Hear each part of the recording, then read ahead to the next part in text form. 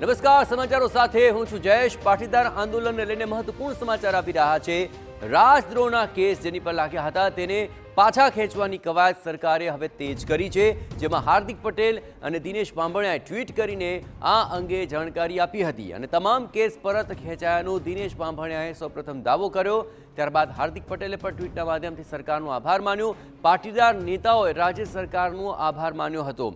યુવાનો પર લાગેલા ગંભીર રાજદ્રોહના કેસ સરકારે પાછા લીધા હોવાનું હાર્દિકે ટ્વીટના માધ્યમથી જણાવ્યું અને કહ્યું કે હું સમાજ વતી ગુજરાતની ભાજપ સરકારનો વિશેષ આભાર માનું છું.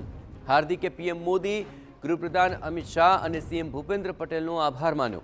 સરકાર તરફથી હજુ સુધી જો કે કોઈ સત્તાવાર જાહેરાત નથી કરવામાં આવી.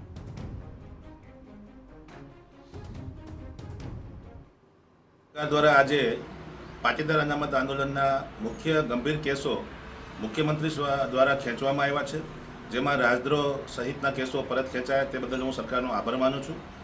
આ કેસો પૈકી અલ્પેશ કથિરિયા, હાર્દિક પટેલ, ચિરાગ દેસાઈ, વિપુલ દેસાઈ અને મારો આ કેસમાં સમાવેશ થયો છે.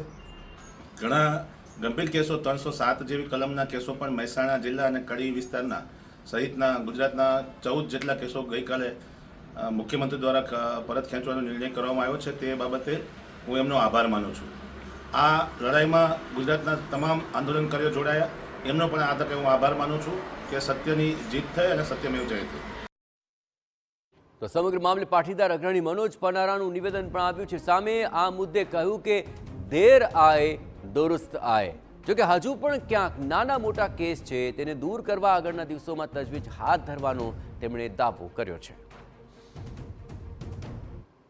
ખૂબ સારી બાબત છે કે દેર આયે દસ્તુર આયે. જે રીતે રાજ્ય સરકારે એ સમયે દમનનો કોયડો પાટીદાર યુવાનો ઉપર વીંઝ્યો હતો અને અમારા પાટીદાર યુવાનોને ગોળીએ વીંધ્યા હતા, અમારા પાટીદાર યુવાનો ઉપર રાજદ્રોહથી માંડીને અનેક પ્રકારની કલમોના કેસ દાખલ કર્યા હતા. એન કેન પ્રકારે આંદોલન તોડવા માટેનો જે સરકારનો પ્રયત્ન હતો એમાંનો એક પ્રયત્ન એટલે રાજદ્રોહમાં અનેક યુવાનોને ધકેલી દેવા. કારણ કે અંતે તો સરકારે પોતાનું થૂકેલું ચાટવું પડ્યું છે. એટલે આ પ્રકારની નીતિ રાખ્યા વગર સરકારે કલ્યાણકારી નીતિ પ્રજા માટે રાખવી જોઈએ એવું મારું માનવું છે. હજી પણ નાના મોટા કેસ ક્યાંક ક્યાંક તાલુકા જિલ્લામાં બાકી છે જે કોર્ટમાં પેન્ડિંગ છે અથવા તો પોલીસે એફઆઈઆર ફાડી નાખી છે પરંતુ ધરપકડ જ નથી કરી. એટલે આવા જે કેસીસ હજી અટકેલા છે એમાં પણ અમારી ટીમ અને અમે બધા જ કામે લાગેલા છીએ. તરફ ચિરાગ પટેલે જણાવ્યું હતું કે જ્યાં સુધી સરકાર સત્તાવાર જાહેરાત ન કરે ત્યાં સુધી આ અંગે કંઈ પણ કહેવું વહેલું ગણાશે. સુધી સરકાર પોતાના પ્લેટફોર્મ ઉપરથી કોઈ જાહેરાત ન કરે ત્યાં સુધી એ માહિતીને ઓથેન્ટિક સમજી કેવી રીતે શકાય. અને સરકારે જાહેરાત કર્યા પછી પણ એને કાનૂની પ્રક્રિયાને ફોલો કરવાની હોય છે. સરકારે કોર્ટમાં એક એફિડેવિટ રજૂ કરવાનું હોય છે અને એફિડેવિટના આધારે કોર્ટ નિર્ણય કરતી હોય છે કે કેસો પાછા ખેંચવા કે કેસને કન્ટિન્યુ કરવા. એટલે જ્યાં સુધી સરકારના માધ્યમ દ્વારા, સરકારના કોઈ ઓથેન્ટિક માધ્યમ દ્વારા એની જાહેરાત ન થાય ત્યાં સુધી કોઈ ખુશ થવાની જરૂર નથી. અને સરકાર જ્યારે પણ જાહેરાત કરશે ત્યારે અમે અમારી પ્રતિક્રિયા આપીશું, પરંતુ જ્યાં સુધી ઓથેન્ટિક જાહેરાત ન થાય ત્યાં સુધી એના માટે કોઈ ટિપ્પણી કરવી અયોગ્ય છે. તો હવે આ સમગ્ર મામલે ક્યારે આ સમગ્ર મામલે સત્તાવાર રીતે સરકાર જાહેરાત કરશે તે બાબત મહત્વપૂર્ણ બની રહેશે. પરંતુ જે પાટીદાર નેતાઓ છે હવે ભાજપમાં પણ જોડાઈ ચૂક્યા છે તેમણે સરકારનો આભાર માન્યો. ખાસ કરીને અલ્પેશ કથિરિયા પણ આ સમગ્ર મામલે TV9 સાથે વાતચીત કરી હતી અને તેમણે પણ આ કેસ પરત ખેંચાવવા બદલ સરકારનો આભાર માન્યો હતો. ગુજરાતની અંદર જે પાટીદાર અનામત આંદોલન ચાલ્યું હતું અને તે દરમિયાન અલગ અલગ શહેરોની અંદર જે પાટીદાર આગેવાનો હતા તેમની સામે જે ગુના નોંધાયા હતા અને ત્યારબાદ જે પાટીદાર આગેવાનો અને સરકાર તરફથી જે સંમેલન થઈ અને જે પાટીદાર જે ગુના નોંધાયા હતા તમામ પરત ખેંચવા માટેની જે વાત થઈ હતી. અને ત્યારે જે રીતે હાર્દિક પટેલ જે કહી શકાય છે, અલ્પેશ કથિરિયા જે મોટા આગેવાનો છે તેમના જે બીજા કેટલાક જે ગુના હતા તે પરત ખેંચવાની જે વાત સામે આવી રહી છે. તો આપણી સાથે અલ્પેશ કથિરિયા છે, તેમની સાથે વાત કરીશું.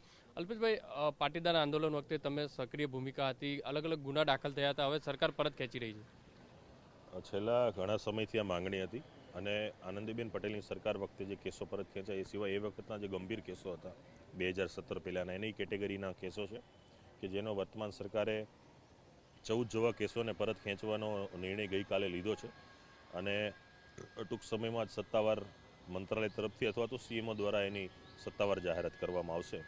અને આ જે કેસો છે એ કેસોથી ઘણા બધા યુવાનો છે, મહિલાઓ કે જેમને કોર્ટમાં ધક્કા ખાઈ રહ્યા હોય, મુશ્કેલી પડી રહી હોય, એમના પરિવારને મુશ્કેલી પડી રહી હોય, કોઈને બહાર જવામાં, પાસપોર્ટમાં, પોલીસ એનઓસીમાં, વેરિફિકેશનમાં જે પ્રશ્નો સર્જાતા હતા એ પ્રશ્નો દૂર થાય અને વહેલી તકે પરિપત્ર જાહેર થયા પછી જે કોર્ટની પ્રક્રિયા છે પણ વહેલી તકે સંકેલાઈ જાય, એમાંથી સંપૂર્ણ મુક્તિ મળે એવી અમે આશા રાખીએ છીએ. પાટીદાર આંદોલન વખતે અનેક તોફાનો થયા હતા, જે સરકારી નુકસાન થયું હતું, ગુના દાખલ થયા હતા અને પરત ખેંચાઈ રહ્યા છે.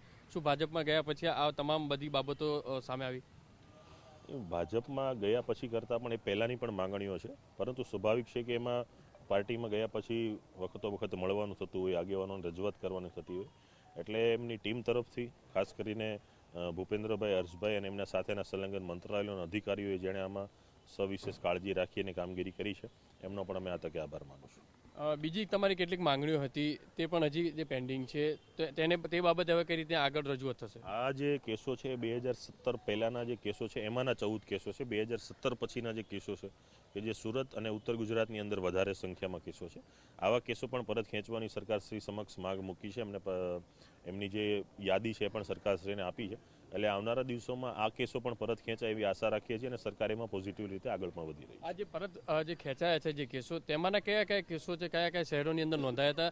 એ રાદ્રો કેસની પણ વાત છે, તો એ જો પરત ખેંચાયા તો શું લાગે છે કે આમ વ્યક્તિને ન્યાય મળશે? અમદાવાદના 8 કેસો છે, ગાંધીનગરના 3 કેસ છે, મહેસાણાના 1 કેસ છે અને સુરત શહેરના 2, એમ કુલ મળીને 14 કેસો છે અને એમાંથી રાજદ્રોહના 2 કેસો છે. અને એ સત્તાવાર જાહેરાત થવી એ ખૂબ જરૂરી છે. ત્યાર પછી કોર્ટની જે પ્રક્રિયા છે, પ્રક્રિયા પૂર્ણ થાય ત્યાર પછી આ કેસો સત્તાવાર રીતે પૂર્ણ થશે. કેટલાક કેસોમાં કોના તમારા બી નામ હતા? હાર્દિક પટેલ છે, સાથે બીજા ચિરાગ પટેલના પણ નામ હતા. રાજદ્રોહવાળા કેસો છે એમાં અમારા નામો છે. બાકી બધા જે કેસો છે 12 જેવા કેસો, એની અંદર ટોળા છે, મહિલાઓ છે, 500 થી 1000 મહિલાઓ, ટોળાઓ, એ રીતે ટોળા પરના કેસો છે. જે રીતે આ હતા અલ્પેશ કથિરા, જે રીતે કહી રહ્યા છે કે સરકાર તરફથી કેટલાક જે કેસો પરત ખેંચવાની જે વાત છે તેને આવકારી રહ્યા છે અને જેમ બને એમ ઝડપી જે કોર્ટની જે પ્રક્રિયા છે તે પૂર્ણ થાય, લોકો છે ત્યાં પરેશાનીથી દૂર થાય તેવી માંગ કરી છે. અને બીજા હજુ પણ નાના મોટા જે કેસો છે તે પણ પરત ખેંચવા માટે સરકારને રજૂઆત પણ કરવામાં આવશે. કેમેરામેન સંજય ચંડલ સાથે બલદુ સુથાર, TV9. તો સુરતના અમરોલીમાં 4 સામે નોંધાયેલા ગુના છે તે પરત ખેંચ્યાનો પણ દાવો થઈ રહ્યો છે. સુરતના પાંડેસરમાં 20 સામે નોંધાયેલા ગુનાનો મામલો પણ હવે સામે આવી રહ્યો છે. અમદાવાદ બાપુનગરમાં 2500ના ટોળા સામેનો કેસ પણ પરત ખેંચવાનો દાવો થઈ રહ્યો છે. એ ઉપરાંત અમદાવાદના DCP પોલીસ સ્ટેશનમાં 5 વિરુદ્ધ ગુનો દાખલ છે.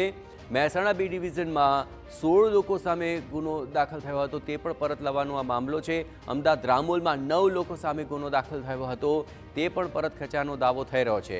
અમદાવાદ રામોલ પોલીસ સ્ટેશનમાં 800 થી 1000 મહિલાઓ સામે પણ ગુનો દાખલ થયો હતો. એ જ રીતે 2500 થી 3000 પુરુષો સામે પણ ગુનો દાખલ થયો હતો અને અમદાવાદના સાબરમતી પોલીસ સ્ટેશનમાં 3000ના ટોળા સામે ગુનો દાખલ થયો હતો. આ તમામ કેસ પરત ખેંચવાનો દાવો થઈ રહ્યો છે.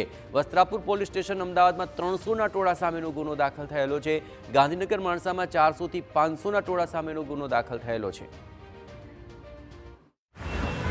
પાટીદાર અનામત આંદોલન સમયે જે રાજ્ય સરકાર દ્વારા અને અલગ અલગ પોલીસ સ્ટેશનો દ્વારા જે કેસ થવામાં આવ્યા હતા તેમાં રાજદ્રોહના પણ કેસ હતા અને ઘણા બધા કેસો ધીમે ધીમે 2017 પછી પાછા ખેંચાણા. સરકાર દ્વારા પણ જાહેરાત કરવામાં આવી હતી કે આંદોલન સમયે જે કેસ થયા છે એ પાછા ખેંચવામાં આવશે. અમારા સામાજિક આગેવાનોની મહેનત, અમારી ધાર્મિક સંસ્થાઓ, સામાજિક સંસ્થાઓ અને રાજકીય આગેવાનોની મહેનતથી આજે ગુજરાતમાં બાકી રહેલા કેસનો આ બીજો દોર જે પાછા ખેંચાયા છે તે બદલ હું રાજ્ય સરકાર તેમજ કાયદા વિભાગ તેમજ ગૃહ વિભાગનો અને ખાસ કરીને હર્ષભાઈ સંઘવી અને રાજ્યના મુખ્યમંત્રી શ્રી ભૂપેન્દ્રભાઈ પટેલનો ખૂબ ખૂબ આભાર માનું છું. પાટીદાર સમાજે જે કાંઈ મેળવ્યું અથવા ગુમાવ્યું, પરંતુ ક્યાંક ને ક્યાંક સમાજના જે આગેવાનો હતા એટલે કે આંદોલનના આગેવાનો હતા એની ઉપર લટકતી તલવાર એટલે કે કેસ. કારણ કે પાટીદારનો દીકરો બને ત્યાં સુધી પોલીસ સ્ટેશન કે જેલની અંદર ક્યારેય જતો નહોતો, પરંતુ પાટીદાર સમાજ માટે ગયો હતો અને પાટીદાર સમાજ માટે કેસ થયા હતા. અને એની દીર્ઘ દ્રષ્ટિ રાખીને રાજ્ય સરકાર દ્વારા જે આજે ઘણા બધા મહત્વના કેસો કહેવાય, રાજદ્રોહ સુધીના મહત્વના કેસો જે પાછા ખેંચાયા છે તે બદલ ફરીથી હું અમારી ધાર્મિક સંસ્થાઓ, સામાજિક આગેવાનો, સામાજિક સંસ્થાઓ, રાજકીય આગેવાનો અને ખાસ કરીને ગૃહ વિભાગનો હું ખૂબ ખૂબ આભાર માનું છું. અને ભવિષ્યમાં પણ હજી કોઈ કેસ બાકી રહી જતા હોય તો હું સમાજના આંદોલનકારીઓને ખાસ વિનંતી કરું છું કે આ કેસની માહિતી સમાજના આગેવાનો અને રાજ્ય સરકાર સુધી પહોંચાડે, જેથી ઝડપથી એક જે પાછા ખેંચાવાની જે પ્રોસેસ છે એ પૂર્ણ વિરામ લાગે.